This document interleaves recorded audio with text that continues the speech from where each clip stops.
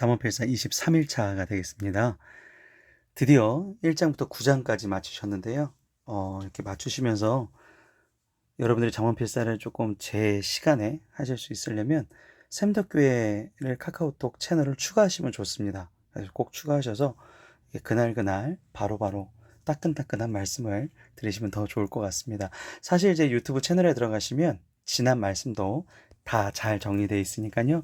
함께 해주시면 감사하겠습니다.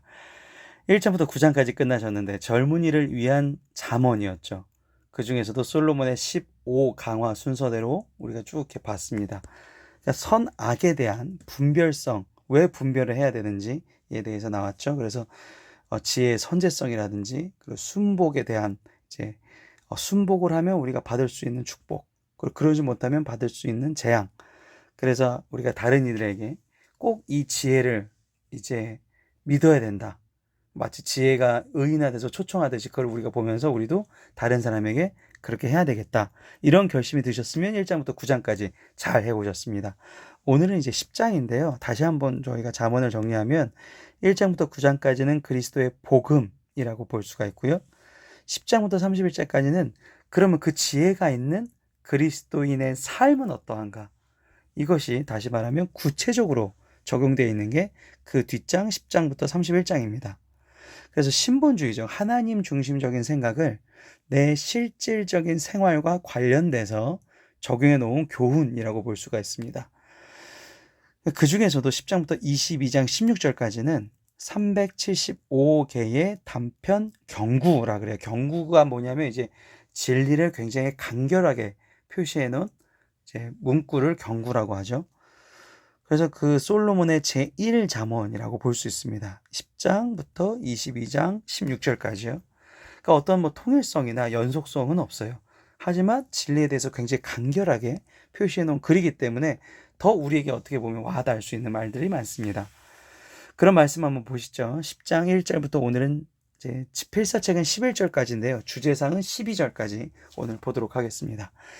1절, 이제 벌써 확실히 문단이 나눠지는 게 느껴지시죠? 책이 달라진 게 솔로몬의 잠언이라 완전히 다시 책을 하나 시작하시는 거예요. 지혜로운 아들은 아비를 기쁘게 하거니와 미련한 아들은 어미의 근심이니라. 십계명에 보시면 1, 2, 3, 4 안식일을 기억하여 거룩히 지켜라. 5계명이 내 부모를 공경하라가 나오죠. 그리하면 내가 이 땅에서 내 생명이 길리라. 인간관계 첫 계명이 나옵니다. 십계명의 인간관계 첫 계명이 바로 이 솔로몬의 두 번째 책이 시작하시는 것이죠. 그러니까 십계명도 사실 마찬가지죠. 1계명부터 4계명까지는 그리스도인의 복음, 하나님의 절대성에 대해서 선포를 하고 5계명부터 10계명까지는 그걸 가지고 실생활에 적용하는 거 아니겠습니까? 마찬가지 솔로몬도 그런 구조를 가지고 있는 겁니다. 솔로몬의 잠언도 10장부터는 이제 본격적인 우리의 삶 속에서 나오는 부분이죠. 그러니까 십계명이랑 똑같이 문단 형식을 보시면 되겠습니다. 부모라는 사람은 사실 자녀의 성공 실패에 가장 민감하게 생각하시는 분들이죠. 그러니까 이 자녀들 본인보다 부모님들이 더 궁금해하고 어떻게 됐어? 맨날 이거 물어보시는 게 그 자기의 삶보다 더 중요하게 생각하시는 분들이 바로 부모님이라는 거죠. 모든 부모가 다 그렇죠.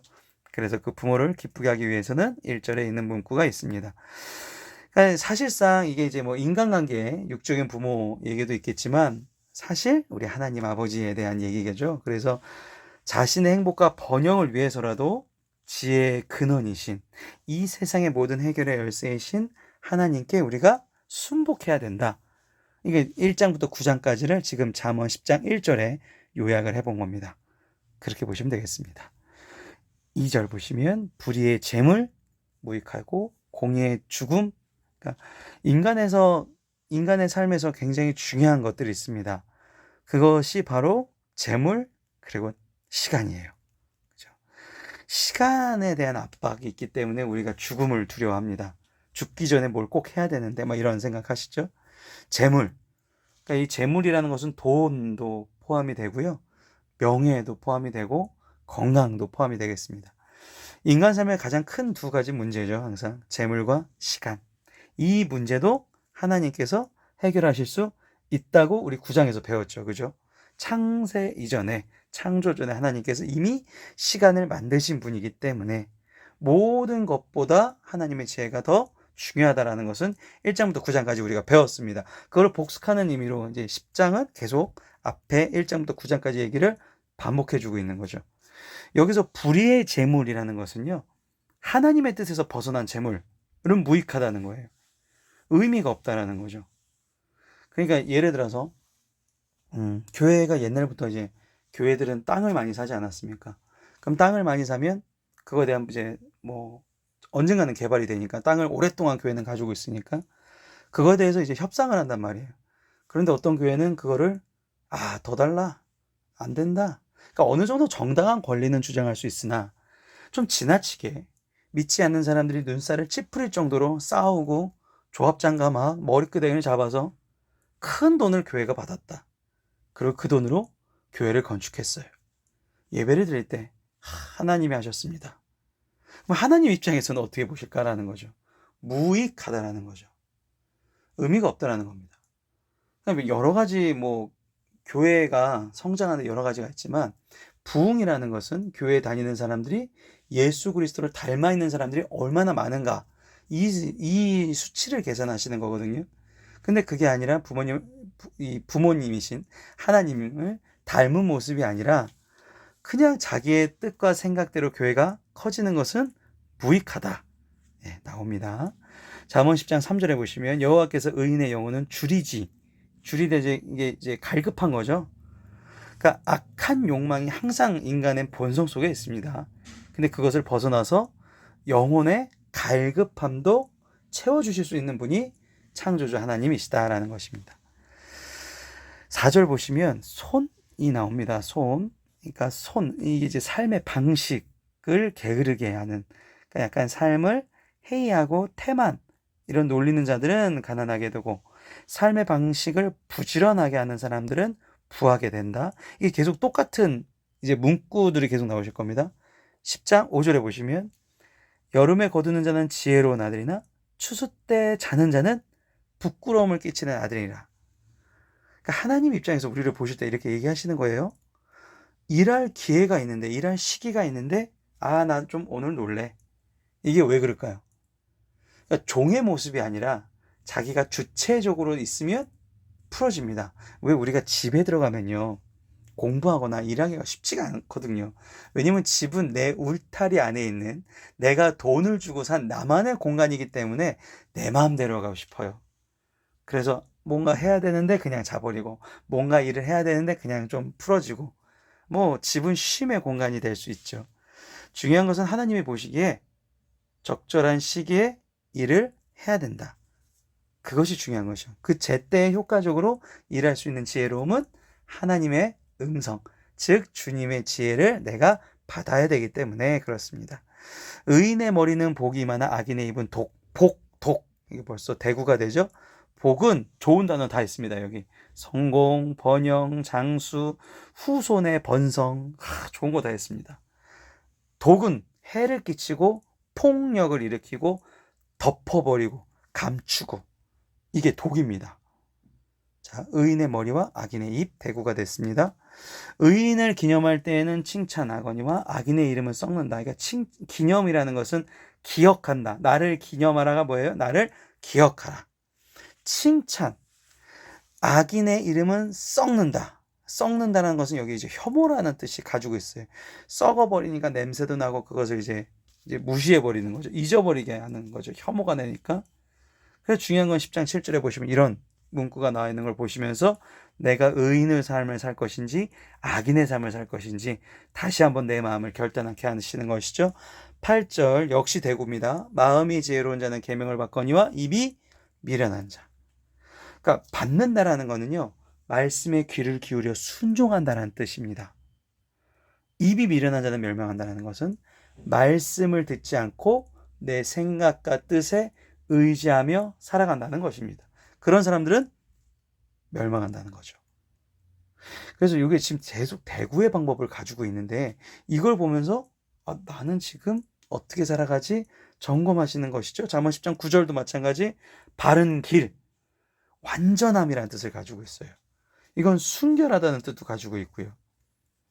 바른 길로 가는 사람, 인간은 바른 길을 알 수가 없습니다. 예수 그리스도를 보면서 갈 수 있는 거죠. 걸음이 평안하니라 굽은 길로 행하는 자는 드러나리라. 굽은 길은 왜곡된 길이에요.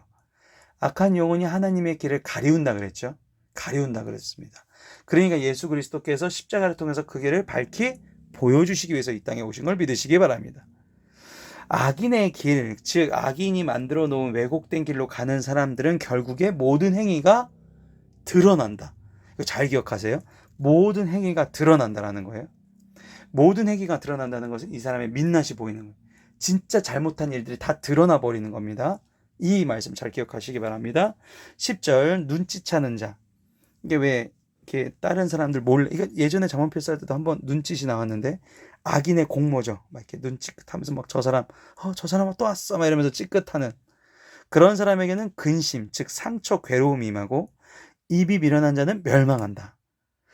즉 이렇게 악의의 공모를 하는 사람은, 그리고 남에 대해서 함부로 얘기하는 사람은 자신과 공동체 안에서 결국 상처만 주는 존재가 될 것이다.